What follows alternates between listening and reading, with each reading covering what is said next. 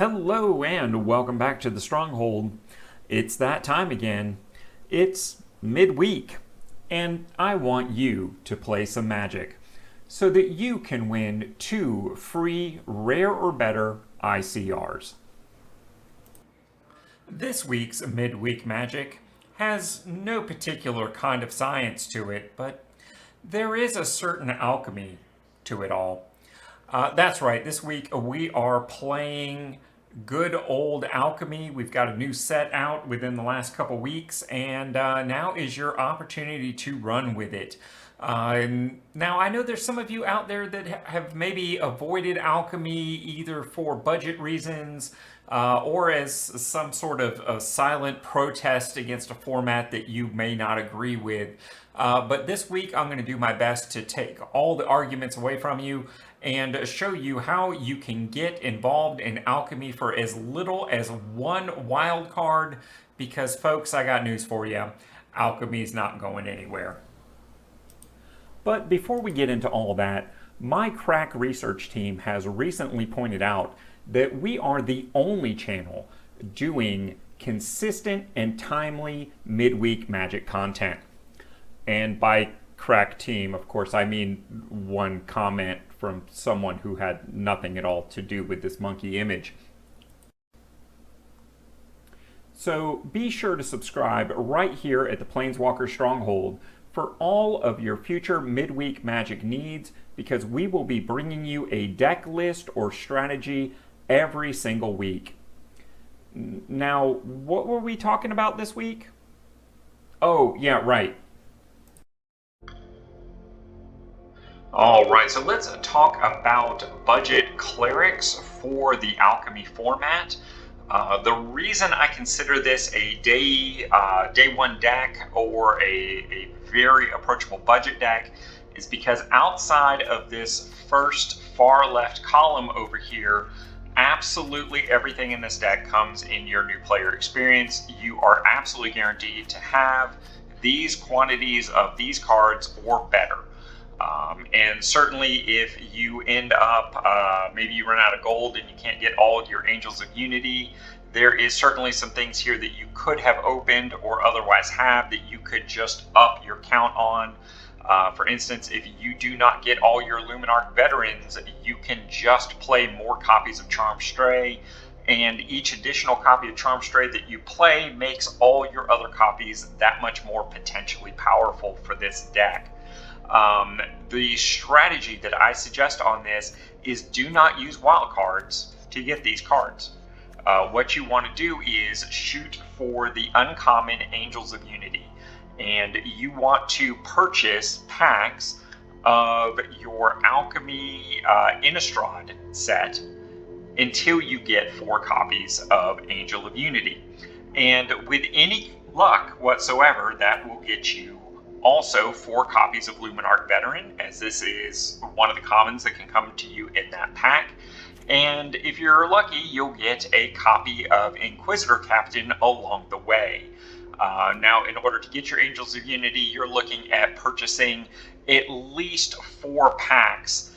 And, well, there's no upper limit, but certainly you're not going to regret having this card. You are going to play this not only today, but for the foreseeable future, all the way through the 2023 season before it rotates out of Standard. And even then, you will continue to play this card for the foreseeable future in Historic. Now, when it comes to Inquisitor Captain, if you are not lucky enough to get a copy of this, I do recommend using a single wild card to get that. It's that powerful of a rare and worth doing. Once again, everything else in this deck is already part of your collection on day 1. Even if this is literally your first day playing Arena, you have all of these cards brought to you by the new player experience decks and your mono color challenge decks. So this is a fantastic deck to build. It's very, very approachable. It's very easy to pilot.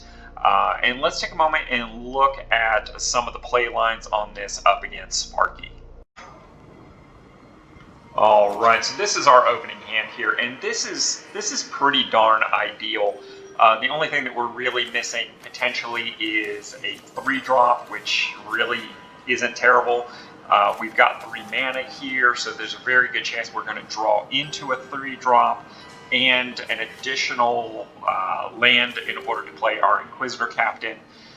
The magic of Arena's hand fixing is if you only have 1 copy of a card, you're much more likely to see it, which is odd, but there it is. So we're going to keep this and kind of play through the line here. Obviously, we want to lead off with Veteran on 1 and follow up with a Hollow Priest on 2. There's our land, so definitely going to get there. We are going to swing with our Veteran. Why wouldn't we? And oh, look at that. Our Hollow Priest gets bigger. Just like that. And they weren't able to deal with it. And of course, this isn't a real opponent. This is just Sparky. But turn 3, we're going to play our creature next because we want our Hollow Priest to get bigger before we do our swing. So there we go. Bada bing. Now we're swinging 4 on turn 3. That's definitely above the aggro curve. And our line breaker, not a huge thing. So here we want to play our Inquisitor Captain, and the reason this is so good is because it double triggers our come into plays, because he is going to tutor up a creature for us. Just awesome. What do we get? I think we will go with the Celestial Unicorn, another one of our creatures that gets bigger on all your life gain triggers. So he's going to hit the field and get really, really big right off the bat, which is just awesome. At this point, most opponents in IRL would have scooped out. And this time I'm just going to swing with the Hollow Priest because I don't want to lose the Veteran or the Orator. We see how powerful those life gain triggers are for us. Next turn we swing with the team and we just win. That's all there is to it. I don't care. I'm not going to block here. I am going to let him do his thing. Bring it, baby. I could actually just block with the Celestial Unicorn, but I'm going to win next turn, so don't. Just take it. Bam. Oh no, I'm still above my starting life total. We'll go ahead and play our Stormseeker here just so we get the life gain triggers. So now both our Hollow Priest and our Unicorn, either one of them is big enough to kill the opponent, and they only have 1 blocker. So even if they have some tricks going on, we can very comfortably swing with the team here and win. Oh no. So there it is. That's kind of an ideal play line, and I think maybe we'll do one more here. All right. So after mulliganing several times, trying to cheat into what I consider ideal opening hand, and switching into my fully powered version of Alchemy Clerics, this is about as close as I've been able to come. And really what I'd like to see here in an ideal situation is 1 less planes, followed by the, not the Luminarch Aspirant, the Righteous Valkyrie as a 3-drop in here. So you would go Luminarch Veteran on 1, followed by your Angel of Unity on 2, and then your Righteous Valkyrie on 3, and your Inquisitor Captain on 4. That would be really, really a perfect hand on this. And again, this isn't the exact deck that I showed you, but it does illustrate a lot of the same points. So I am going to go ahead and keep this and just play the hand out here for the first couple turns, just to kind of show you how effective this can be, not only at gaining life, but generally doing dumb things to your opponent.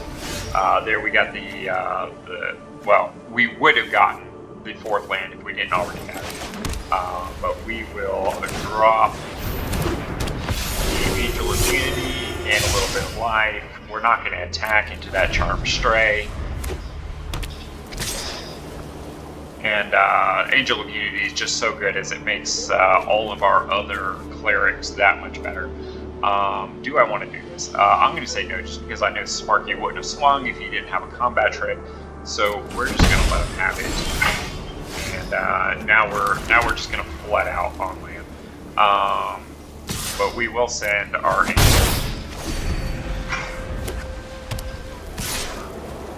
And yeah, once again, take it. Not worried about it. We're gonna get that 4th land, hit the Inquisitor Captain. What do we get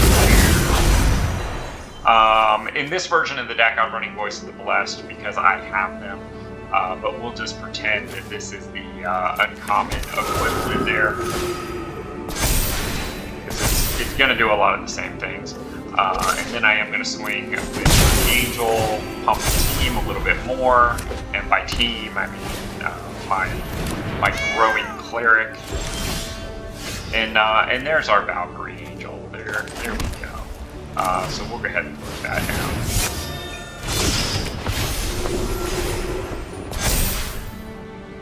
down. So now we just make quick work. The Angel and the Voice of the Blessed can both swing. Worry about ground pounders blocking things up, and very shortly our righteous Valkyrie will trigger as our life total goes above 27, like right now, and just makes our team huge. And at this point, we just swing out for the win.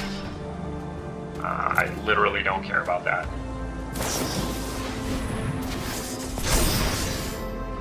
Still not caring. Yeah, this part don't there. So I mean, that's the kind of explosive things this deck can do with the perfect hand.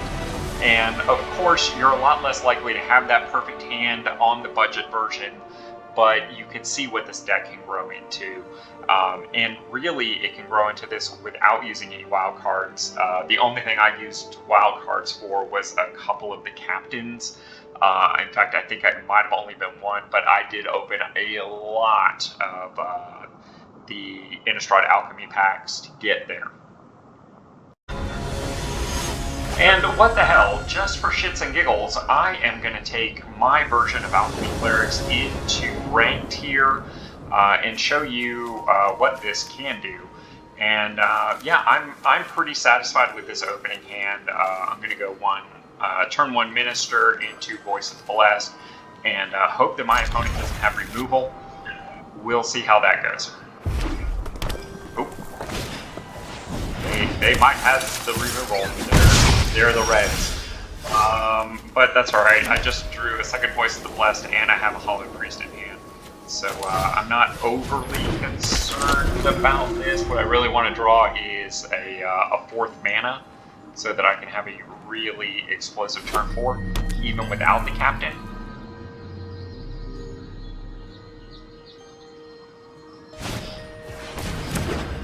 Tenacious P in the house. There he is with the Deck of Destiny. Sure, that is definitely a thing you can do, and I am going to let you do that. So here we go. We're gonna voice here, and we're gonna tap this guy to give himself +1/+0 to end turn, just to pump our voice. Voice of the Blessed, obviously that's a card we want to add to this deck if at all possible. If you've got the copy to do it, if not, just draft into it. A 5/4 hasty vigilance. Holy crap! I'm just gonna take that. Alright, let's see here. We got, am I gonna get the 4th land? I don't know that I am, so I'm gonna play the Skyclave Cleric as a land tapped. That is an okay thing here. And I think I want to go War Raider here. And we will tap. And I'm not going to swing this turn, so we'll just do it to himself. Hopefully we can live through this here. We're going to say no attacks.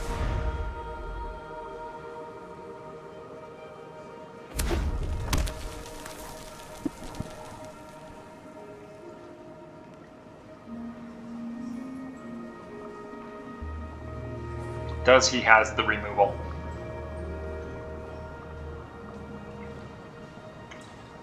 Very much like has cheeseburger. But a rabbit battery. Okay, all right. That is an acceptable thing. I can live with that. Sure. That is definitely a thing you can do. I am willing to take 6 here.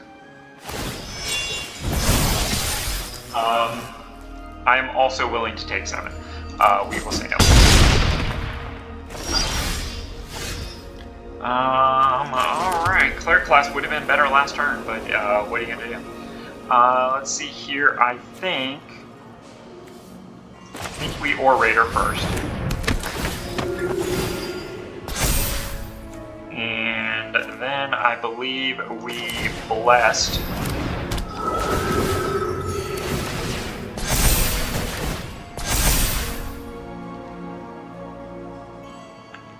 And I don't necessarily want to block. So we are going to Traveling Minister here. And I am going to hit for 9 in the air.